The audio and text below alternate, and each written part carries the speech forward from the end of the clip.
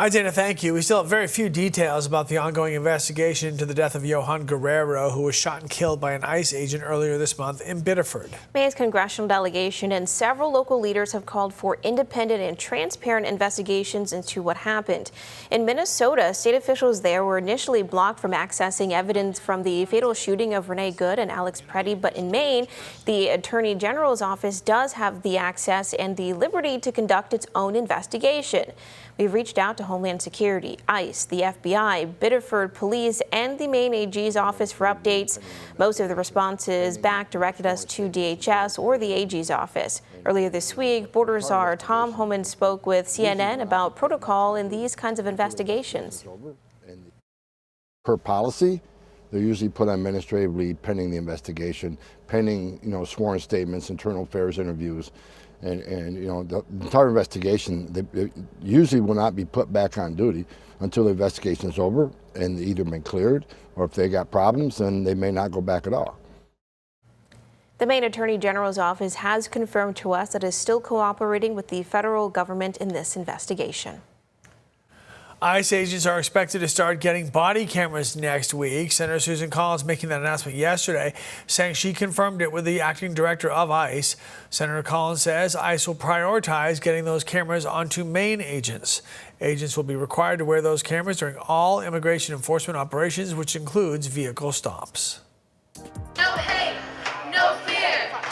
Immigrants are welcome here. No hate. A brewery in Biddeford held a concert last night to help raise money to support the Guerrero family and the organization Project Relief Maine.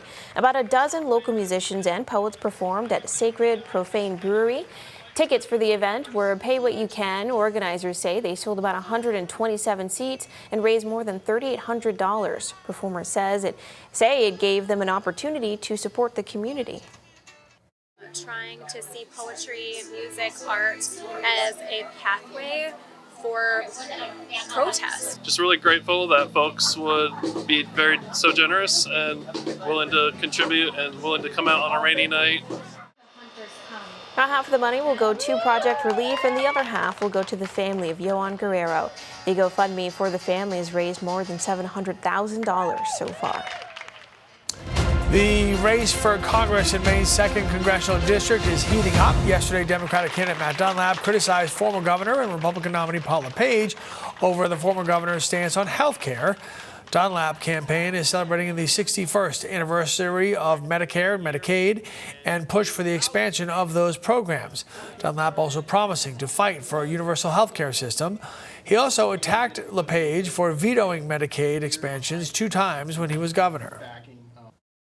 He mentioned that the big, beautiful bill was the greatest thing in the world for people in Maine, and I just don't see it. I don't see how taking things away, resources away from our working families, does anything but drive them further into doubt and uncertainty. And I think that we can do better. In response, the LePage campaign is pointing to the former governor's health care accomplishments, including paying off debt for hospitals at risk of closing back in 2013.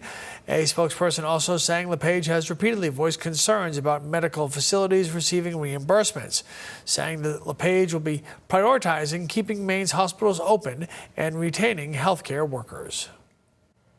In November, voters in Auburn could decide if they want their city to continue using flock cameras. Yesterday, organizers submitted their petition with more than 1,800 signatures. Around 1,500 will need to be verified before the petition can be presented to the City Council. Then the City Council will vote on whether to send it to the ballot. As we reported, state representatives Quentin Chapman and Laurel Libby are leading this initiative with Representative David Boyer. They say the campaign has received bipartisan support from all of Auburn's lawmakers. Now, flock cameras use AI to collect license plate data, which has led to debates over privacy.